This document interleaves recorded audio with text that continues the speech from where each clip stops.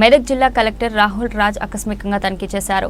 ఎరువుల స్టాక్ రిజర్వ్ను మరియు ఎరువుల నిల్వలను పరిశీలించడం జరిగింది. ఈ సందర్భంగా జిల్లా కలెక్టర్ రాహుల్ రాజ్ మాట్లాడుతూ జిల్లా వ్యాప్తంగా రైతులకు కావాల్సిన ఎరువులు, విత్తనాలు అందుబాటులో ఉన్నాయని, ఎలాంటి కొరత లేదని తెలిపారు. జిల్లాలో రైతులకు ఎరువుల, విత్తనాలు, పురుగుల మందులు సకాలంలో నాణ్యమైనగా అందే విధంగా పటిష్ట చర్యలు తీసుకుంటున్నట్లు తెలిపారు. నకిలీ విత్తనాల నియంత్రణలో భాగంగా వ్యవసాయ, పోలీస్ శాఖల సమన్వయంతో టాస్క్ ఫోర్స్ బృందాలు షురూ చేసి ఆకస్మిక తనిఖీలు నిర్వహిస్తున్నట్లు తెలిపారు. ఈ కార్యక్రమంలో జిల్లా వ్యవసాయ అధికారులు తదితరులు పాల్గొన్నారు.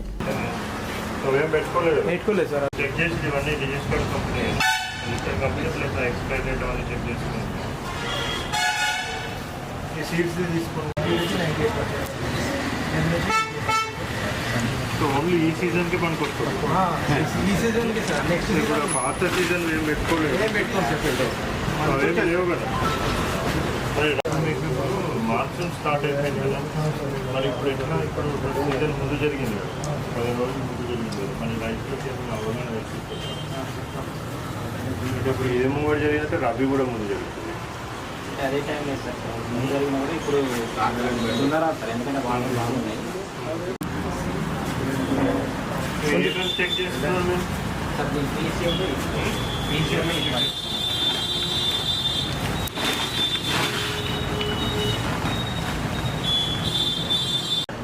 ఇది ఎండాకాలంలో పడే వర్షం కాదు, ఇది వర్షాకాలం వర్షమే. వర్షాకాలం అయితే ఇప్పుడు 1 వీక్ వర్షాలు మొత్తం తగ్గిన తర్వాత 1 వీక్ తర్వాత దున్నడానికి లేదు సార్. దాని లోపల కూడా కాదు, ఎందుకంటే మొత్తం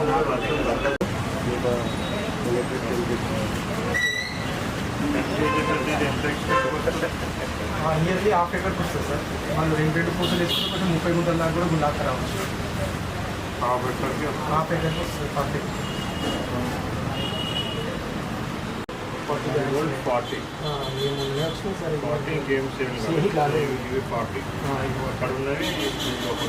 దాని లోపల కూడా ఒక్కొక్క బ్యాగ్ నుంచి ఓపెన్ చేసి పెట్టినమాట.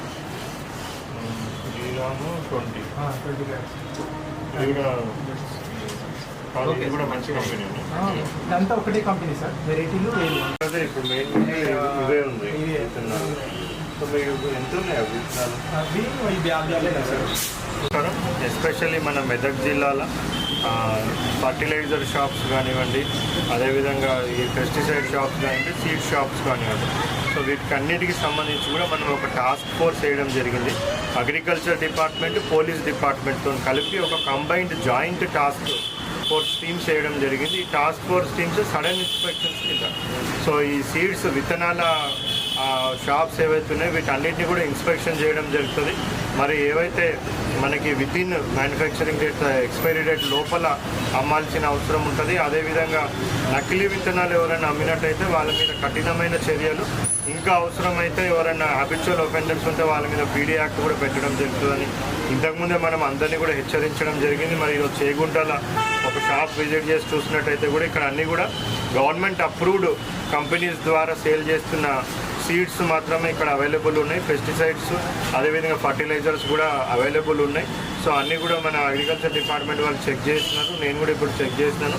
సో ఏవైతే అథరైజ్డ్ కంపెనీస్ ఉన్నాయో వాటి ద్వారానే ఇక్కడ సీడ్స్ అంతా కూడా సేల్ చేయడం జరుగుతూ ఉంది. అసౌకర్యం కలగకుండా సో విత్తనాలు కానివ్వండి, ఎరువులు కానివ్వండి, పెస్టిసైడ్స్ కానీ ఇవన్నీ కూడా సకాలంలో నాణ్యమైనవి అందే విధంగా కూడా చర్యలు తీసుకోవాలని మాకందరూ కూడా ఇన్స్ట్రక్షన్స్ ఇవ్వడం జరిగింది. అవి మనము అగ్రికల్చర్ డిపార్ట్మెంట్ ద్వారా, పోలీస్ డిపార్ట్మెంట్ ద్వారా అన్నీ కూడా మనము ఎన్ష్యూర్ చేసుకుంటా ఉన్నాం.